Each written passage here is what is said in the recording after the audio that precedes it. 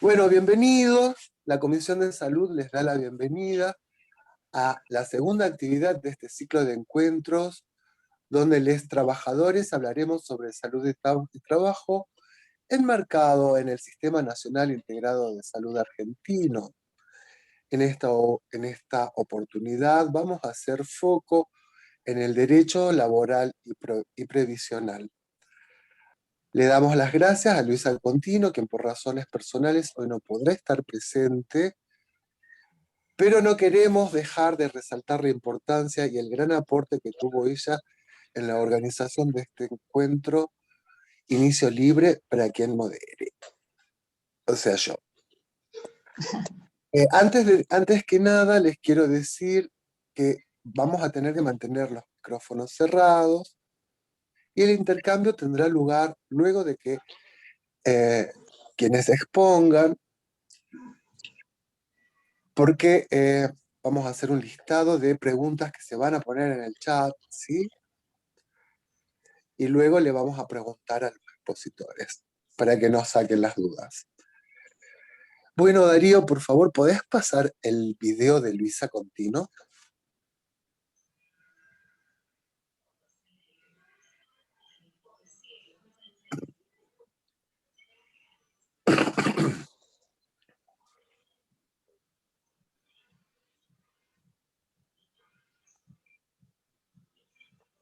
No se escucha, Darío.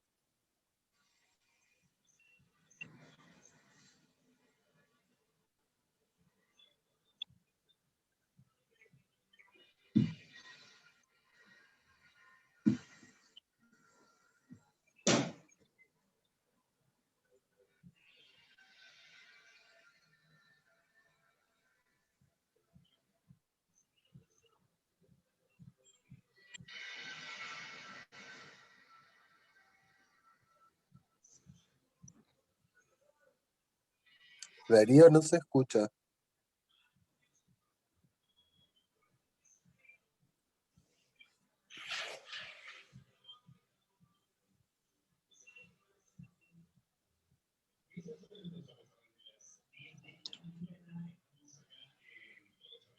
Bueno, vamos a continuar nosotros con esto. Lo vamos a ver si es posible escuchar esto luego.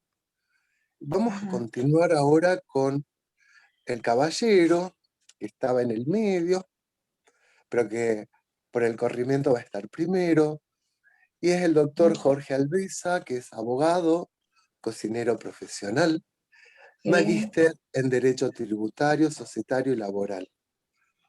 Bueno, Jorge, te escuchamos. ¿Qué tal, compañeros, compañeras? ¿Cómo les va? La verdad que, como le comentaba a Adrián, al principio, unos minutos antes de las 10 de la mañana, la verdad que es un placer estar compartiendo este foro, esta conversación con ustedes, principalmente con colegas de allá de Tucumán, que tengo mucho arraigo en esa provincia, por familia, y la verdad que y también con los compañeros que son empleados esenciales, trabajadores esenciales, teniendo en cuenta que dentro de mi familia también hay muchos trabajadores de ese carácter, ¿no? Así que desde ya darle muchas gracias por esta posibilidad y por esta oportunidad. Y empezando con el temario del día, bueno, básicamente lo que hice yo es, teniendo en cuenta, digamos, el temario que habían preparado las colegas, es ver o tratar algunos temitas respecto a lo que es el trabajo y las condiciones de trabajo, ¿no? Teniendo en cuenta que la primera interrogante acá... Disculpa Jorge, ¿se me escucha? Sí, sí, se te escucha. Adrián ya pude solucionarlo. Bueno, cuando termine Jorge, me das el ok. No, no hay problema. No hay problema, Adrián. Si querés, querés que lo mandemos primero, no hay ningún problema. Como decidan. Mandalo así, después continuamos. Sigamos con lo tuyo, Jorge. Bueno, dale, Darío, largalo.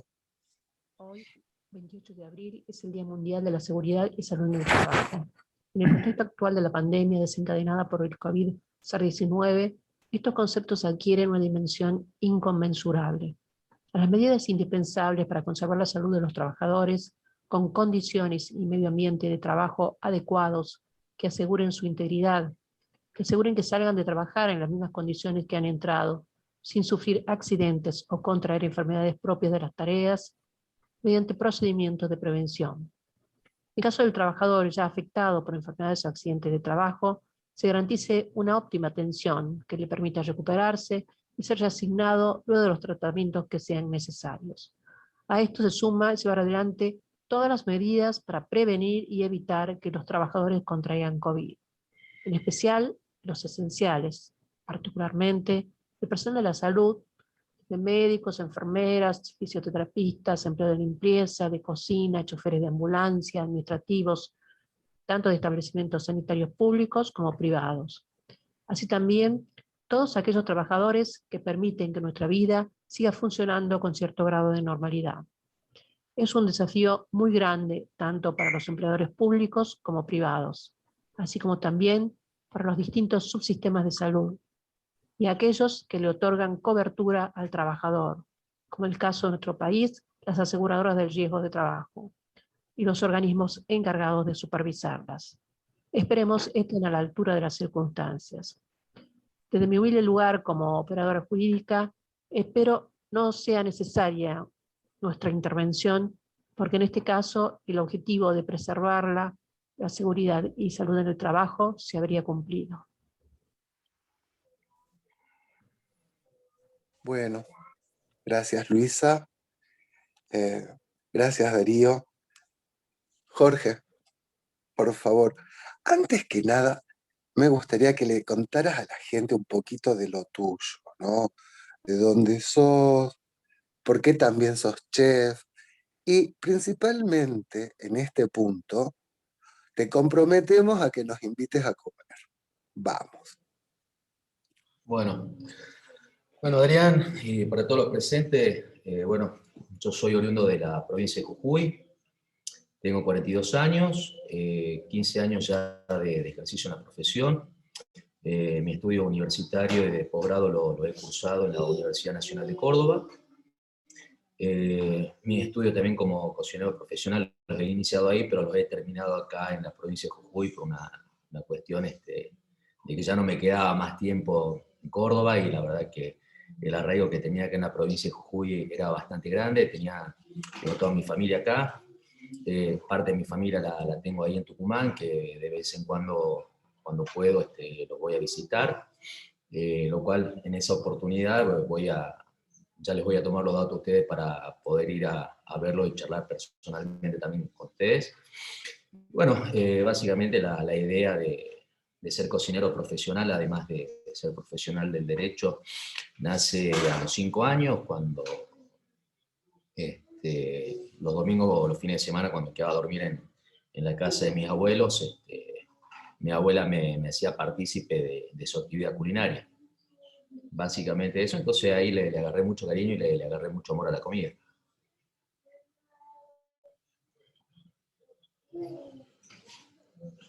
No se te escucha, Adrián. Perfecto, estás comprometido entonces para la comida. Totalmente. Yo voy 2 o 3 veces a Tucumán, así que en alguna oportunidad nos podremos juntar y podremos preparar algo. Gracias. Bueno, a lo nuestro, a ver. Bueno, mira, a ver, chicos, básicamente yo he preparado unos temitas por el tiempo particularmente que tenemos de exposición, y después, si les queda algunas dudas, podremos articular una serie de preguntas y respuestas. Básicamente, teniendo en cuenta, digamos, cuál es el tema de este conversatorio respecto de trabajo y salud, cabe preguntarnos realmente si el trabajo enferma.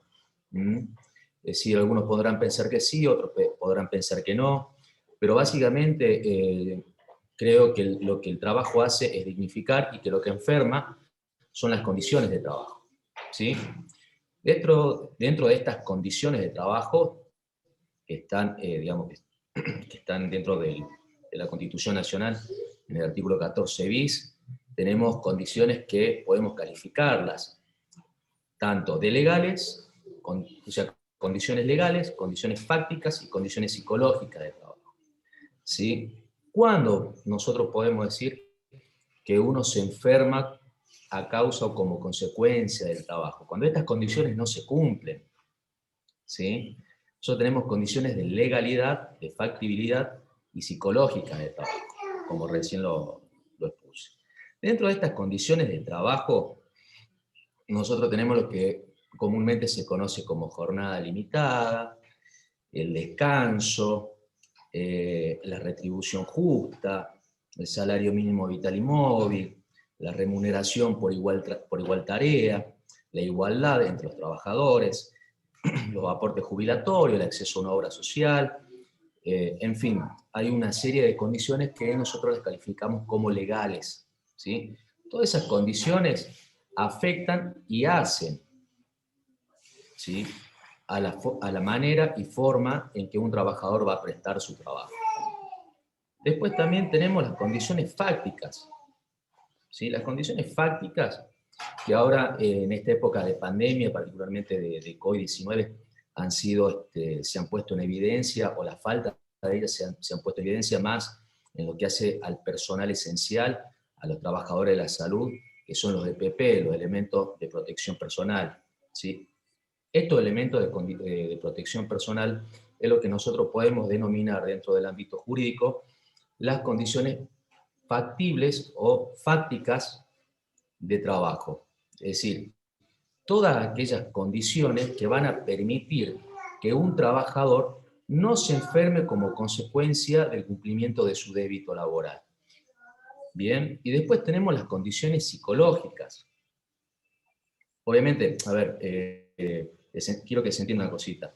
Dentro de lo que son las condiciones fácticas de trabajo, nosotros ahora estamos haciendo hincapié en lo que son los trabajadores de salud.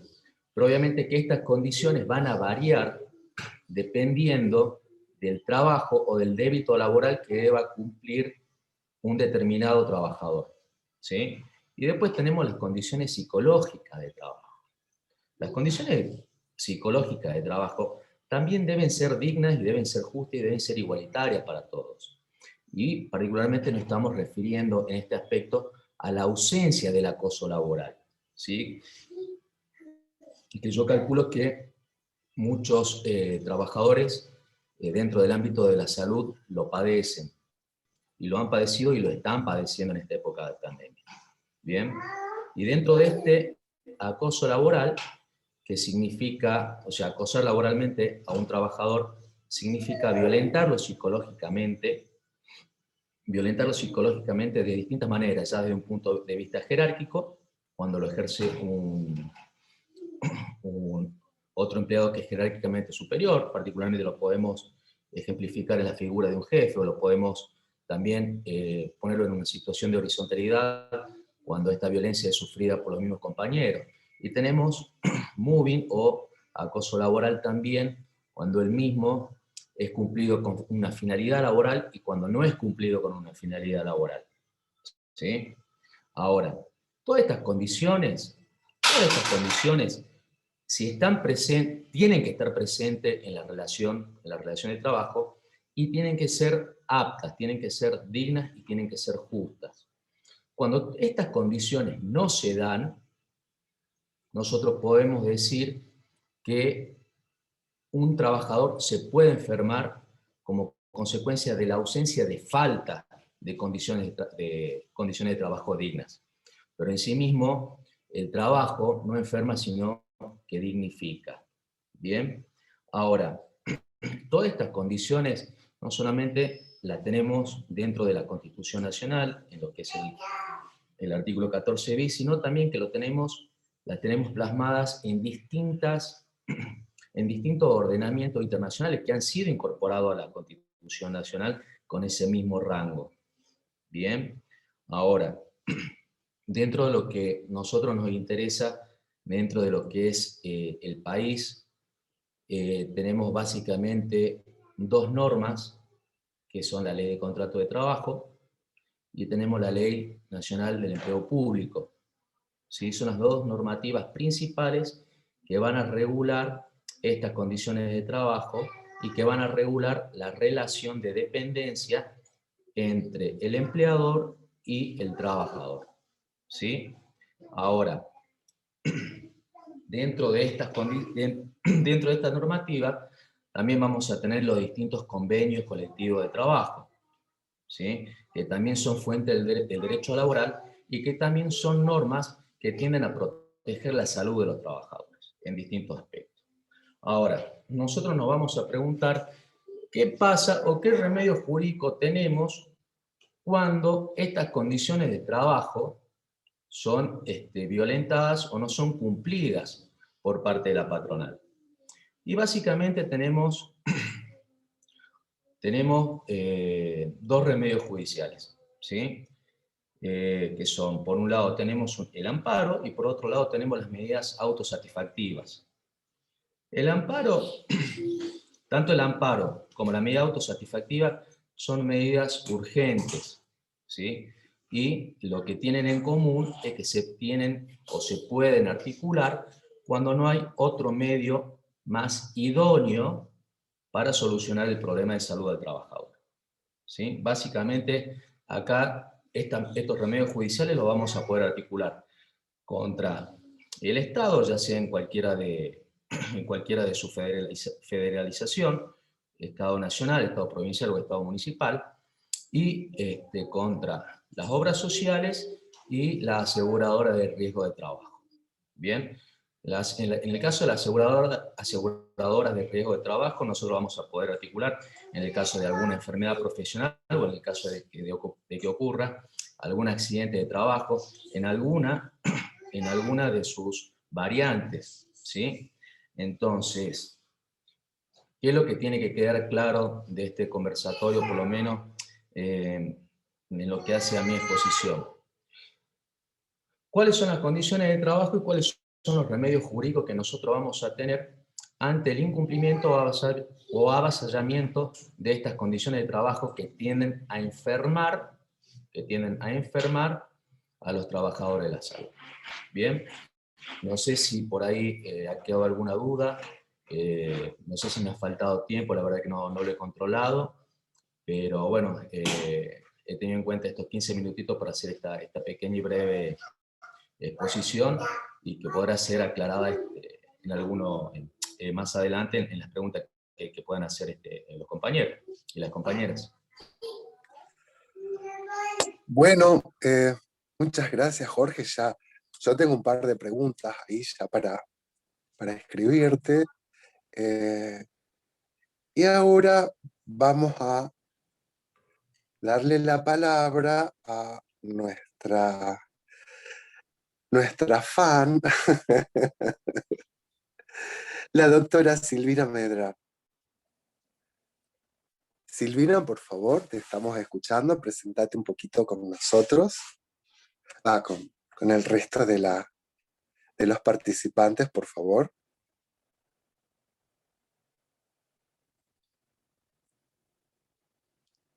Silvina.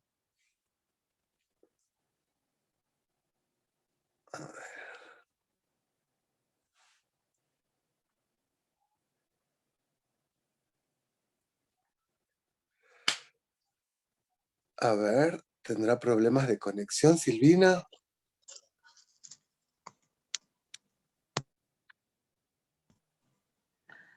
Hola. ¿Silvina? Sí, estoy. Hola, ¿me escuchan? Sí. Sí, me escuchan, pero no sé por qué se me fue la imagen. Un minuto, por favor. Reiniciar.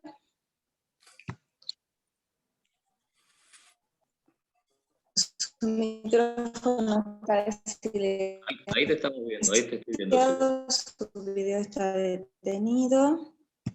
Ahí me están viendo, bueno, yo no veo a nadie, pero no importa. Bueno, muchas gracias por invitarme. ¿Te podés presentar un poco, Silvina? Porque hay gente que no ¿Cómo? sabe. Bueno, mi nombre es Silvina Medrano, soy abogada, hace más de 25 años. Tengo como especialización el derecho previsional. Bueno, en este sentido tengo, digamos, una larga trayectoria en cuanto a compartir con muchos colegas las preocupaciones propias de esta rama del derecho, que es una rama del derecho que tiende a proteger a los sectores más vulnerables de la sociedad. Yo quería empezar diciendo que la pregunta está muy bien, la pregunta con respecto, ¿se me ve? Porque yo no veo nada, perdón. ¿Hola? Sí, Sí se te ve, Silvina, sí se Ay, te ve. bueno, ahora sí, por fin. Parecía que necesitaba ver. Bueno, ahora sí. Bueno, les quería decir. El derecho a la seguridad social tiene dos grandes ramas, que es el derecho laboral, del cual estuvo hablando el doctor anterior, y Luisa Contino, y el doctor Jorge, hola Jorge, y el doctor y la doctora Luisa Contino. Dos grandes ramas, el derecho laboral propiamente dicho y el derecho previsional. Son distintos, son bien distintos. El derecho previsional es de la seguridad social en términos amplios, es mucho más abarcativo que el derecho laboral propiamente dicho. ¿Por qué? Porque el sujeto pasivo es la totalidad de los seres humanos, es decir, el sujeto activo que puede requerir la protección del Estado es desde la persona en el vientre materno hasta la persona que fallece. Es decir, un sujeto activo que es el Estado, que debe a toda la sociedad, absolutamente todos los seres humanos, como les digo, desde su concepción y hasta después de su fallecimiento, sin distinciones. Por eso es tan universal, por eso es tan amplio y por eso es tan complejo, porque nosotros tenemos muchas leyes dispersas, no tenemos un compendio, es decir, 2 o 3 leyes, tenemos un compendio de leyes extremadamente complejo que se relaciona también con cuestiones administrativas y sobre todo está relacionado a políticas públicas. Pero antes de hablar de ese compendio de normas y cómo se implementan en la actualidad, yo también quería reflexionar, como lo hizo Jorge, el exponente anterior, también decir 2 o 3 palabras con respecto a que si el trabajo enferma. Y lógicamente, exactamente lo que dijo él, voy a decir, que el trabajo es uno de los derechos humanos fundamentales. El trabajo dignifica, el trabajo normalmente es la fuente del sustento de todas aquellas personas que no tienen renta, que no tienen una empresa, es decir, la mayor parte de la sociedad tiene el pan de cada día a través de su trabajo cotidiano. Es por eso que es tan importante la protección al trabajador. Lo que no enferma el trabajo, yo pensaba, ¿no? Para hacer comparaciones un poco metafóricas, ¿enferma el aire? ¿Enferma la comida? No. ¿Qué enferman? Enferma el aire contaminado, ¿no es cierto? Enferma una comida que está intoxicada. Bueno, así pasa también con el trabajo. Lamentablemente, en una historia mundial, y una evolución histórica que tiende a proteger a los trabajadores en todo el mundo, a pesar de toda esa evolución y a pesar del plexo normativo importantísimo que existe para la protección de los trabajadores, no llegan a articularse los mecanismos que aseguran la vigencia tanto de ese plexo normativo como lógicamente, de los tratados internacionales al cual está adherido nuestro país. Entonces, es fundamental que nosotros reflexionemos desde nuestra perspectiva de solidaridad, de nuestra perspectiva de apoyo a gobiernos que tengan políticas públicas, que aseguren la implementación efectiva de esos mecanismos que protegen a las personas, es decir, en el caso de los juicios laborales, los amparos, las medidas cautelares, los reclamos administrativos, todo lo que uno pueda pedir. El tema es, nosotros pensemos realmente cuáles son los gobiernos que históricamente no solamente han realizado políticas públicas que se hacen reales a través de una normativa que es muy importante, que normalmente en la historia argentina nosotros sabemos cuáles han sido, que fue la de Juan Domingo Perón y Evita y la de Néstor y Cristina. Con la Constitución de 1949 de Perón, que después se deja sin efecto, y que en 1953 se toma de todo el compendio de normas sociales que se había hecho en la Constitución de Perón, se toma todo en un artículo que es el 14, el artículo 14 bis, ¿para qué? Para tener el resumen de los derechos de los trabajadores y derechos sociales, donde también se habla de los derechos de la seguridad social, el artículo 14 bis de nuestra Constitución Nacional.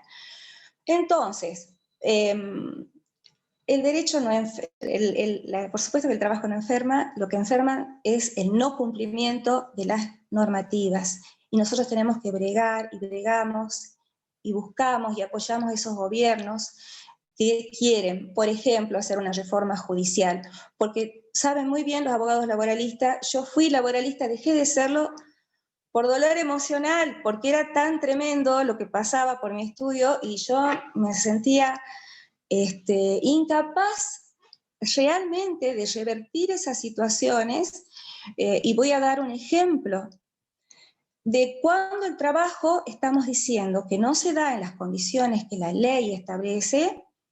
El trabajo no solo enferma, sino que mata. Y no solo mata, sino que la gente llega a suicidarse por las condiciones de trabajo que debe sufrir. Eso está estudiado a nivel internacional. Y eso tenemos que saberlo para luchar contra esas prácticas. El doctor estaba diciendo muy bien, ¿qué pasa dentro del trabajo? Los trabajadores sufren normalmente cuando tienen trabajo.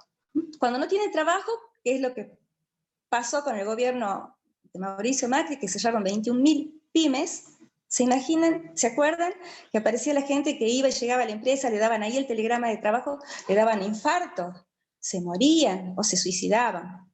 Bueno, ¿qué pasa cuando la gente tiene trabajo y como es su único sustento para mantener a su familia, acepta condiciones indignas?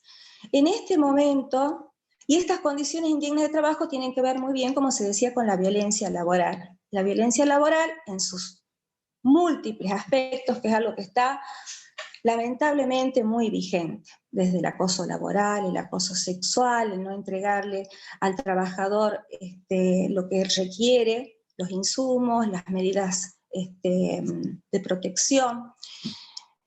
Y nosotros tenemos que observar en este aspecto. Yo les voy a contar un caso, porque la vez pasada, bueno, quizás no tenga tanto tiempo, pero tengo unos minutos más. Tuve un cliente que falleció de cáncer, en realidad 2 clientes que fallecieron de cáncer, y tuvo que ver directamente con el trabajo que ellos realizaban, porque no habían sido provistos de la protección necesaria. Sobre todo recuerdo un señor trabajador que él era, que llevaba y traía bolsas de cal en un depósito. Entonces las bolsas de cal que él llevaba sobre su espalda, tenía él cicatrices en el pecho, cicatrices en sus manos, y cicatrices en la espalda, que luego se convirtieron en cancerígenas. Después le tomó el pulmón y falleció. Ese tipo de tragedias existen todavía. Y ahora tenemos la tragedia, que yo creo que el gobierno nacional está haciendo todo lo posible, pero que por ahí es insuficiente. Están con el fallecimiento de muchísimo personal de la salud.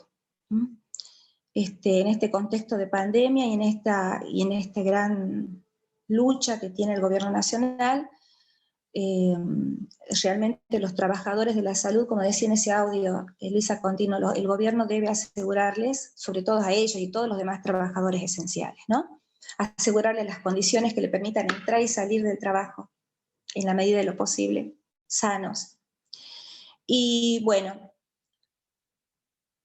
tenemos este Estado y tenemos el derecho de la seguridad social. Dentro del derecho de la seguridad social también hay tareas, trabajos que son especialmente calificados como tareas sacrificadas, como tareas insalubres y como tareas riesgosas.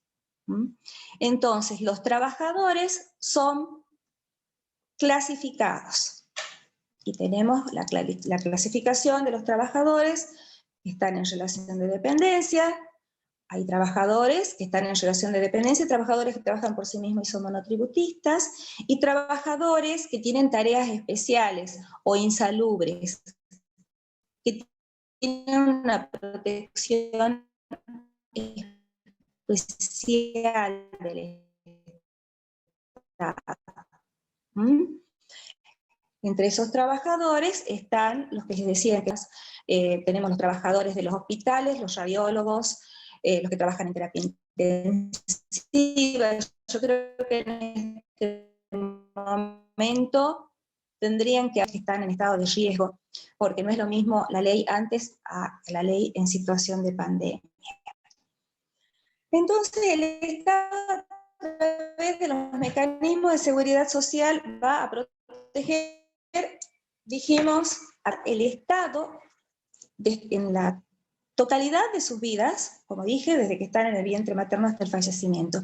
Y para protegerlos como sujeto activo, es decir, como sujeto obligado, frente al sujeto pasivo, que somos todos, establece una serie de normas que van evolucionando y cambiando con los distintos gobiernos. Lamentablemente tenemos poco tiempo, entonces no me puedo quedar en el tema de la historia, pero sí voy a decir que hay un antes y un después en el año 1994, cuando se hace la ley vigente, que la hizo Menem, que estableció un sistema mixto. Por un lado teníamos las jubilaciones de capitalización, puso la FJP, y por otro lado el sistema de reparto.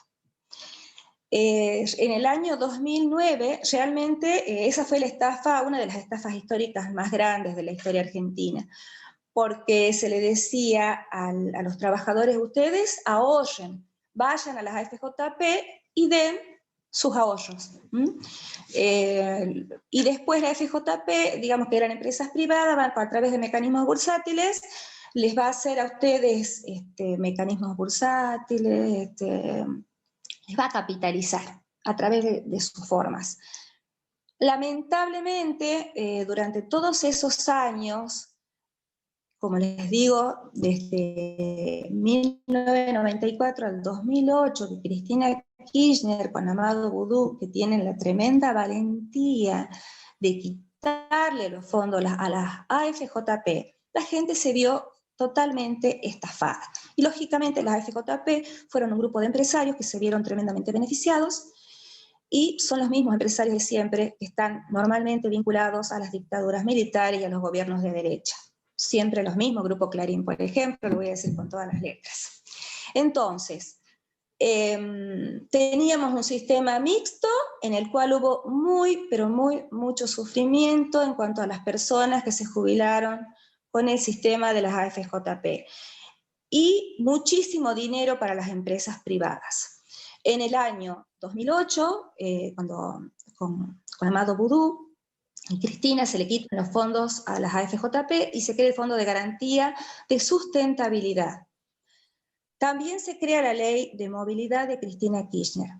Entonces, en el gobierno, entre el gobierno de Néstor y Cristina, subieron aproximadamente un 50% las jubilaciones mínimas.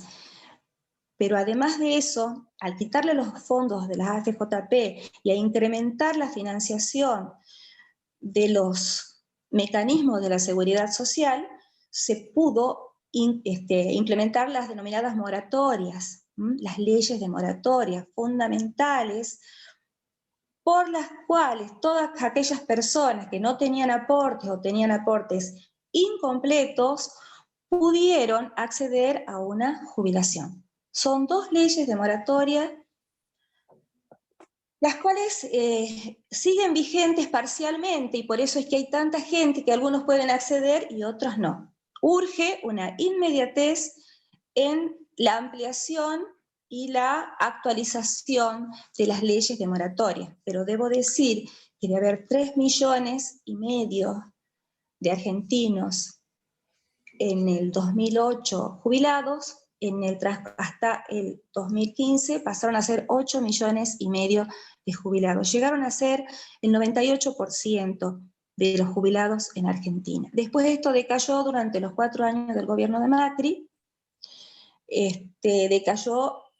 se dieron un 30% en cantidad de jubilaciones y pensiones durante el gobierno de Macri de las que se había dado en la época de Néstor y Cristina Kirchner. Se incrementó muchísimo la seguridad social.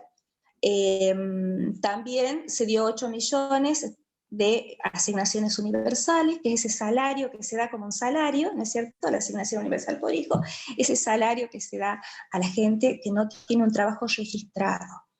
Entonces, ¿cuál es nosotros en este enorme sistema de la seguridad social tan amplísimo, uno de los beneficios mayores que da el Estado es el de la previsión, prever para el futuro y proteger a las personas cuando caen en un estado de vejez, que nos llega a todos lamentablemente, de vejez o contingencias de enfermedad o fallecimiento.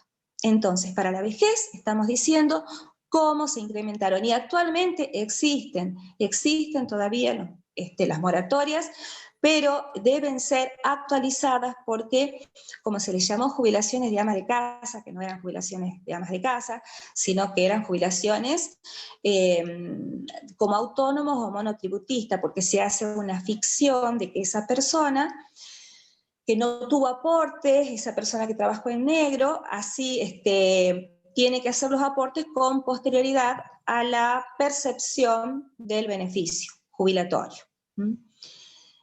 La vez pasada, en la entrevista de radio, bueno, no voy a poder hablar de lo que eran las moratorias porque no hay tiempo. Bueno, yo creo que ya ¿no? Muchas gracias, Silvina. Y ahora, las preguntas. Yo tengo una acá en el chat que está dirigida para Jorge, que dice, para Jorge, en el derecho laboral, ¿qué diferencia existe entre ley y norma? Creo que es para Adrián Tejerina, ¿no? Creo que hizo la pregunta. No, yo la Sí, copié porque me la pasaron. Ah, listo. Bueno, Adrián, mirá. Es para el Guillo Nachuri. Él hizo la pregunta. Bueno, mirá, la verdad que hay una diferencia ontológica entre norma y ley, ¿no? Una cuestión, es algo que nosotros, los profesionales del derecho, lo vemos en filosofía del derecho, ¿sí? Hay una diferencia de género-especie, digamos, como para que ustedes la puedan entender, traduciéndola, digamos, al castellano, hay una diferencia de género-especie. Mientras la norma va a regular lo que son los principios éticos y morales socialmente aceptados, ¿sí? La ley va a ser la norma escrita, que va a plasmar una obligación en la sociedad para respetar esos principios éticos y morales socialmente aceptados. Obviamente que en materia laboral existe esa diferencia y nosotros la podemos encontrar en todas las ramas del derecho, pero llevando la pregunta concreta en materia laboral, nosotros vamos a decir que existe una norma laboral cuando sabemos que el trabajo tiene que estar legalizado, ¿sí? O sea, todos sabemos que el trabajo tiene que ser en blanco. Esa es la norma socialmente aceptada. Y la ley la vamos a encontrar en la norma escrita que establece la obligatoriedad de registrar el trabajo. ¿Sí? No sé si se entiende o se lo puedo explicar de otra forma. Me avisan.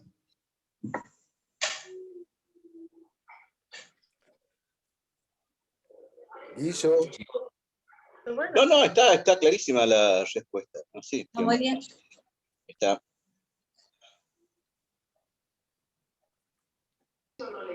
Bueno, largo una mía para quien la quiera responder. Con respecto a la edad jubilatoria, ¿por qué hay diferencias entre varones y mujeres? ¿Por qué hay diferencias? ¿O cuáles son? Bueno, yo creo que se considera que la mujer trabaja más en la casa. O sea, la mujer históricamente tiene un doble trabajo. Bueno, por eso. Y creo que sigue siendo así, a pesar de la evolución que hay en ese sentido. La mujer ha ido teniendo grandes conquistas sociales. Creo yo, supongo, que el hombre, bueno, le dan que se jubile con más años de edad, porque normalmente la tradición era que el hombre solo trabajaba, después las mujeres nos hemos incorporado al trabajo, igual era entonces, y se considera, yo supongo, justamente eso, se considera históricamente que la mujer es un poco más débil físicamente y que ha tenido a su cargo la crianza de los hijos, los embarazos. Bueno, pero hay un cambio de paradigma, entonces... Ahora sí, hay cambio de paradigma. Entonces tendría que suceder distinto, ¿no? Bueno, pero bueno. Nada, no, es una pregunta, porque de repente está muy bien, muy bien.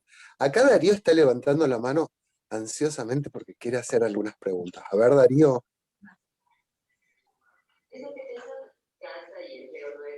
Darío. La estaba escribiendo, pero bueno, ¿me escuchan? Sí. Bueno, para los dos las preguntas.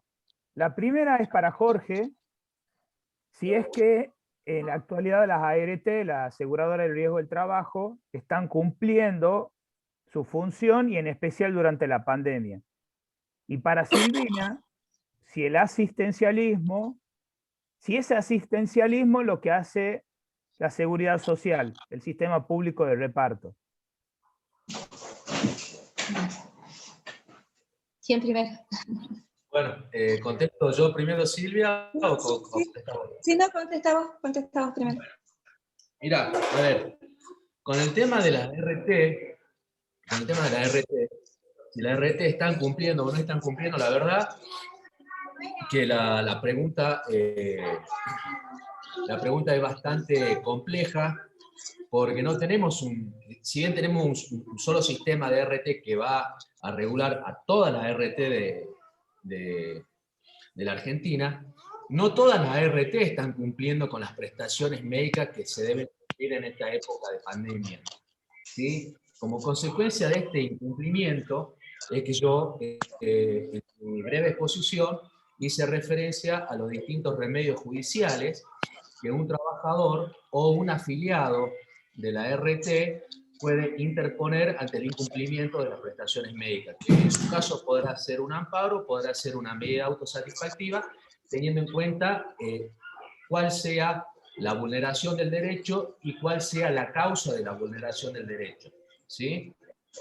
Pero básicamente no todas las RT están cumpliendo, pero sí hay algunas que sí están cumpliendo. No todas, pero se están cumpliendo. Es decir, si tenemos que establecer un porcentaje de cumplimiento en las prestaciones de la ART, podemos decir que hay un incumplimiento de casi el 70% de la ART en la prestación de los distintos servicios requeridos, ¿no?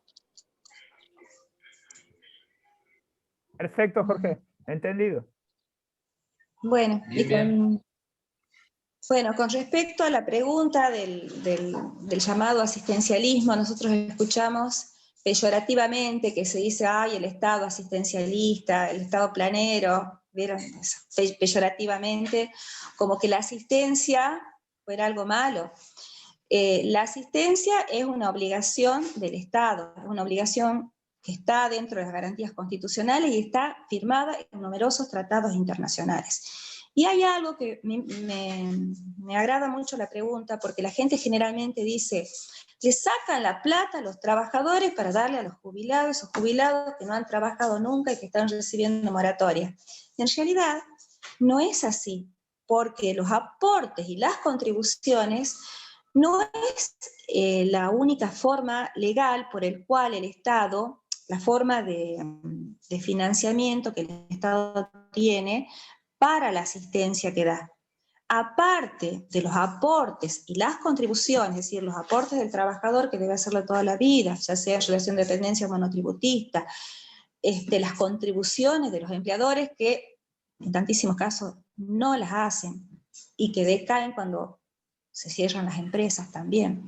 Aparte de eso, hay partidas presupuestarias todos los años determinadas históricamente, impuestos, por ejemplo, el IVA, impuesto del monotributo, impuesto del tabaco, impuesto del gasoil, y todo lo que salga de las operaciones bursátiles del Fondo de Garantía de Sustentabilidad, que es millonario. Es decir, legalmente el dinero destinado a la asistencia pública para aquellas personas que no tienen, no es un asistencialismo que carezca de moral, es justamente destinado al cumplimiento de los fines del Estado. Cumplimiento que es el bien común, es la protección del más débil y la ética en cuanto a proteger a quien no puede proveerse a sí mismo, por ejemplo, las personas con discapacidad, las personas enfermas. Es decir, que nadie le roba a nadie por obtener una asistencia. Esa asistencia está bien determinada a través de las normas y a través de partidas presupuestarias que tienen ese determinado fin. Bien. Ahora, yo le quiero hacer una pregunta a Jorge, ¿sí? Que tiene que ver con la cuestión chiquita del acoso laboral, del moving, porque se habla así como en general, pero a ver, yo en algún momento he tenido, creo que fue moving, no lo sé, trabajaba en un lugar donde, bueno, terminó generándose hemorroides en mi cuerpo, sí, por el estrés que tenía, por el estrés laboral, y la verdad que había todo un encono en mi contra con relación a mis superiores y a mis pares y a los que estaban en escalas jerárquicas inferiores. Jorge.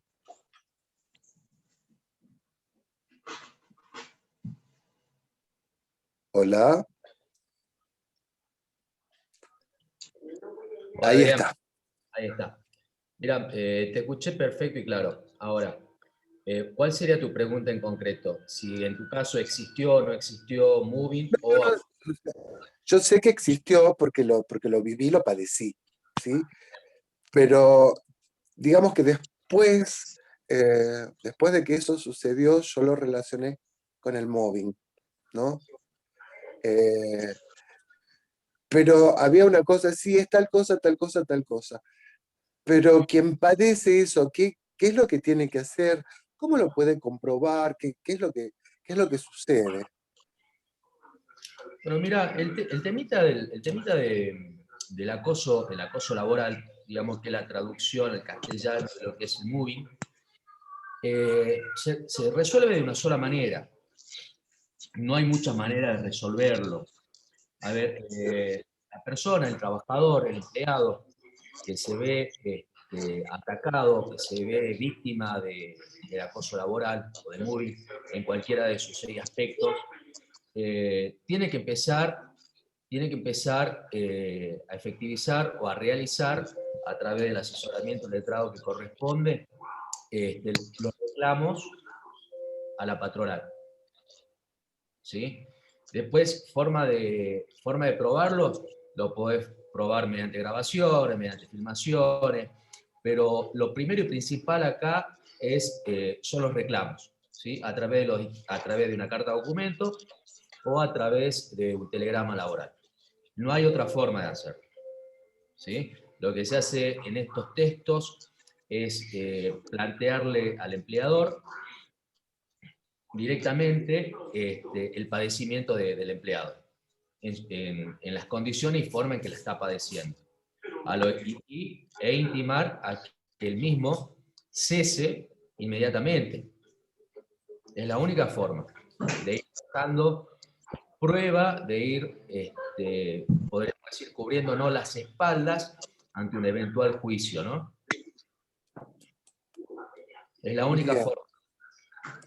gracias. Guillermo Nachuri, por favor, que estabas pidiendo la palabra hace un rato. Sí, escuchándolos, digamos, ¿no?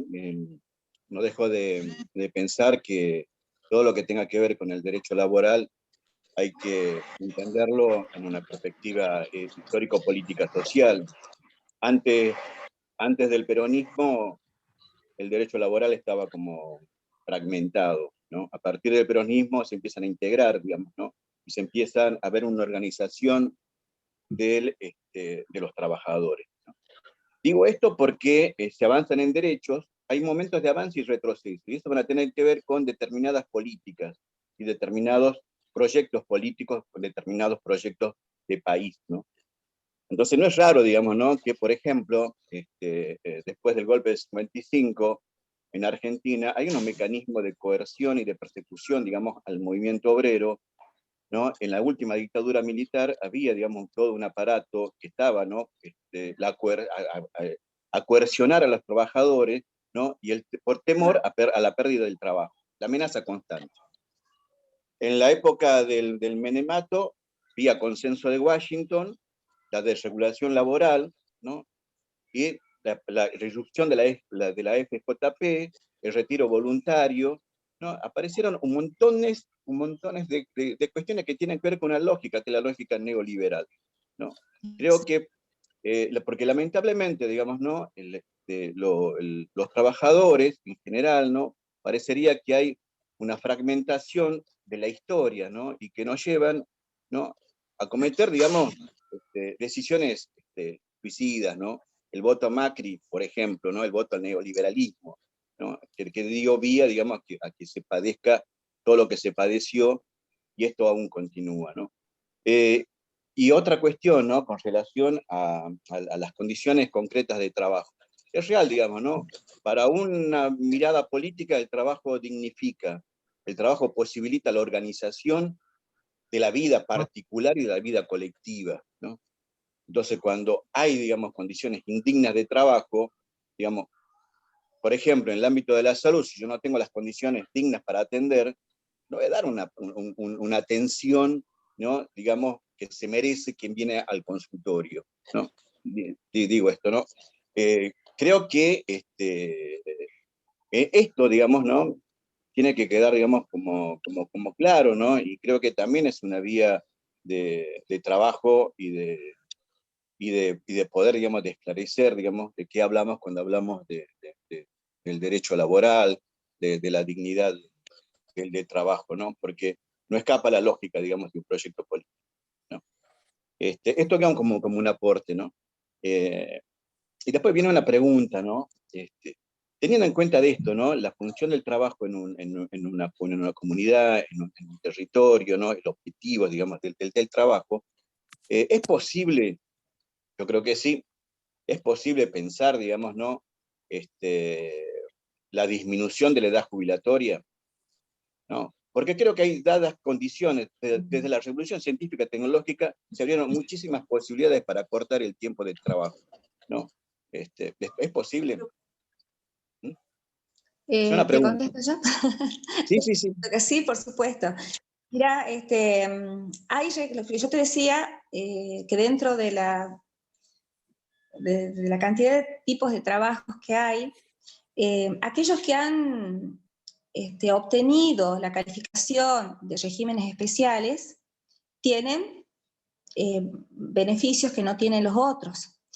Es decir, muchos tienen menos cantidad de años para jubilarse o menos edad. Algunos tienen solamente menos cantidad del requisito de menos cantidad de años de edad, otros tienen requisitos de menos cantidad de años de aportes. Eso se ha obtenido históricamente a través de los gremios. Generalmente los gremios van al Ministerio de Trabajo y normalmente con el Poder Ejecutivo sale un acuerdo. O también legislativamente, a través del trabajo político, del pedido de reconocimiento de su situación. Es así que, por ejemplo, todos sabemos que los docentes tienen el 82% en el momento de jubilarse del último haber que tiene que haber trabajado únicamente en ese cargo hasta 12 meses antes. O sea, yo obtengo muchas horas cátedra un año antes de mi edad jubilatoria y yo cuando me voy a jubilar como docente tengo el 82% de ese último haber. Y lógicamente con menos años de edad. En este momento los docentes, por ejemplo, tienen 57 años de edad las maestras, las mujeres, 60 años los hombres. Y así en los distintos ámbitos, dentro de un mismo ámbito laboral hay una calificación de quienes están en mayor estado de riesgo, sacrificio, y a esas personas a veces se les reconoce a unos sí y a otros no. Como les decía, en el ámbito de la salud están en este momento los que están en terapia intensiva y las personas que trabajan con radiología. Cuando existían los hospitales que eran leprosarios, la gente de los leprosarios se jubilaba con muchos menos años de edad y aportes. Pero eso es un trabajo político y puede obtenerse. Se lo puede obtener ser calificado, que en este momento, lógicamente, yo creo, por ejemplo, que a los trabajadores de la salud que están en época de pandemia tendrían que pedir una ley por la cual se les reconozca doble aporte, se haga un decreto especial y se les reconozca como doble en años de trabajo este tiempo que están trabajando en época de pandemia. Se puede hacer, es un trabajo político, sí se lo puede pedir.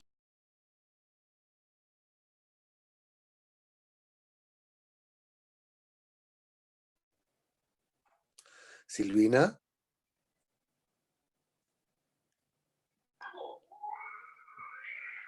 No sé qué... Silvina.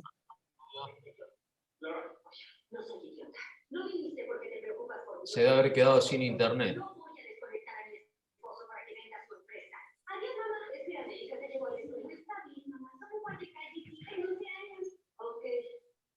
A ver.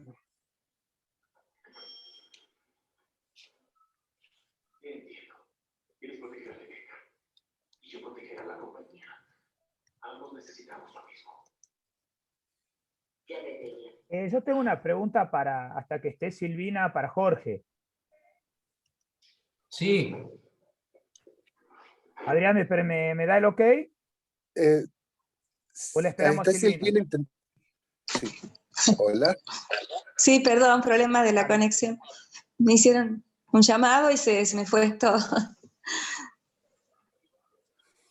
Bueno, está contestado. Sí se puede y hay que pedirlo, definitivamente. Hay que pedir un reconocimiento por esta tarea extraordinaria que están haciendo los trabajadores esenciales, fundamentalmente todos los trabajadores de la salud. Bien. Bueno, Darío, seguís vos y después Edgardo, ¿sí? Así nos organizamos un poco con las preguntas. Bueno, Jorge, te quería preguntar, vos decías que las ART no lo están cumpliendo y que los trabajadores están haciendo mediante amparo presentaciones a la justicia. Esas presentaciones a la justicia, ya sabemos cómo funciona la justicia, cursan medianamente rápido, lento, tienen muchas trabas burocráticas. Esa es la pregunta. No, mira, en algunos casos son amparos y en algunos otros casos son medida autosatisfactiva cuando se requiere una prestación específica. ¿Sí? En estos casos, como los remedios jurídicos que se implementan están establecidos en la Constitución Nacional, particularmente en su artículo 43, le dan el trámite de sumarísimo, es decir, son prácticamente inaudita parte, en algunos casos, en otros no, pero en la mayoría se tramitan de manera casi inmediata y dentro de las 72 horas se está obteniendo una respuesta adecuada. Por lo menos es lo que está pasando acá en la jurisdicción de la provincia de Jujuy. Y en el AMBA también está ocurriendo lo mismo. No sé cómo se estará tramitando en otras jurisdicciones, porque la verdad es que no he tenido la oportunidad de charlar con otros colegas. Perfecto, gracias. No hay por qué. Edgardo. Ahí está. Hola, ¿cómo están? Sí, no, la verdad era un pequeño aporte en esto, haberlos escuchado, Jorge y a Silvina, la verdad que un gusto. Y en esto que decían ambos, el tema de si el trabajo enferma y en esto que las condiciones del trabajo son las que enferman, está el punto, yo los escuchaba hablar a ellos y uno conoce, calculo que todos conocemos, yo conozco mucha gente que tiene 10, 15, 20 años en un trabajo, que no es fácil dejar un trabajo con tanta antigüedad, y he conocido gente que ha renunciado por las condiciones de trabajo. Cobraban un buen sueldo, un buen cargo, y en determinado tiempo, unos meses, un año, quizá un poco más de acoso o de haber sentido que las condiciones del trabajo le estaban afectando la salud de esos trabajadores, terminan resignando lo que es un sueldo, una obra social, una calidad de vida para ellos y su familia. Entonces, es tan fuerte esto de las condiciones dignas de trabajo que uno ve gente que hasta dice, cuando está desde afuera y no conoce el caso, che, qué raro que esta persona haya dejado este cargo, este sueldo tan bueno que tenía, que me encantaría tener un trabajo como él, y que lo haya dejado. Y lo deja por esto, casualmente. Eso es algo que impacta mucho y que creo que nosotros con estas actividades y con gente como Jorge y Silvina que nos están aportando en esto, nos van orientando, y debemos pensar y repensar todo esto de las condiciones, de las ART. La verdad que las ART no pueden seguir bajo la órbita del Ministerio de Trabajo, tendría que estar bajo la órbita de salud, y nosotros los trabajadores luchar más por unas mejores condiciones y condiciones dignas de trabajo. Eso solamente aporte. Bueno, ¿alguien tiene alguna otra pregunta para hacer? Tomá, Pochi. Parece que no. Antes de despedirnos, me gustaría escuchar algunas palabras de nuestros invitados, qué es lo que nos dicen. No sé, unos minutitos cada uno para despedirnos ya de este segundo encuentro. Bueno, básicamente, Adrián, darles las gracias nuevamente al Instituto Patria, a la Comisión de Salud del Instituto Patria, por esta oportunidad. Mi primera vez en un conversatorio. Espero haber sido útil, espero haber sido claro. Lo que sí, me gustaría después, lo que quieran y lo que puedan, después me pasen su dato, así sí los agendo, así después en alguno de los viajes que tenga que hacer, nos podemos encontrar personalmente y seguir charlando y seguir discurriendo de los temas que sean necesarios, ¿no? Para el fortalecimiento tanto del sistema de salud como para el fortalecimiento del Estado Nacional. Muy bien, ya te vamos a pasar los datos a través de Sol. Bueno. Así nos tenés agendado. Silvina. No te escuchamos. Bueno, agradezco haber sido invitada. Para mí ha sido un honor, realmente. Espero poder seguir colaborando. Yo creo en un Estado que debe cumplir con la norma escrita. Creo en un Estado que tiene como función esencial el bien común, y que la ética, que parece, bueno, mira, los romanos decían no todo lo lícito es honesto, pero eso Y hay muchas instituciones y esto se tomó muy en cuenta y muchas cuestiones lícitas no son honestas, pero esto ha ido evolucionando, hablando en la filosofía del derecho, y actualmente todo lo lícito tiene que ser honesto y tiene que ser ético. Y no hay ética y no hay Estado de Derecho, sino si este Estado no cumple con su función más importante, que es el bien común. Y la equidad tiene que ver con equiparar, tratar de equiparar o de acercar a las personas que están tan lejanas en sus vidas fácticas, en su vida cotidiana, tan lejanas algunas para el ejercicio y el goce de sus derechos, con otras que los tienen plenamente o se abusan de ellos. Es decir, que el Estado debe resguardar a los que menos tienen y debe cumplir con su función de bien común. Y bueno, nosotros estamos apoyando un proyecto político que sabemos que a eso propende. Así que bueno, muchas gracias por invitarme para poder expresarme. Bueno, gracias a ustedes y los que les quería invitar para el próximo encuentro.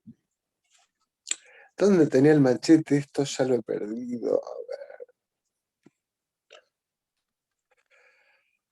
Si me esperan un momento. Edgardo, ¿vos te acordás de qué es lo próximo? Ya lo busco, me agarras me Ya agarras lo tengo. Ahí lo tenés. Dale. Ya lo tengo. Bueno, el próximo encuentro va a ser estaremos conversando sobre COVID-19 como enfermedad profesional. ¿Sí? Será en el mes de junio y a los participantes van a estar viendo esto en las redes sociales, pero se pueden comunicar vía mail a Comisión de Salud Tucumán, todo junto, @gmail.com. Bueno, dicho esto, les agradezco a los disertantes y a todos los participantes y espero volver a verlos el mes que viene. Muchas gracias, buenos días, buen fin de Muchas semana. gracias. Buen fin de chicos. Igualmente, muchas gracias. Buen fin de... Gracias. Chao, hasta luego, gracias.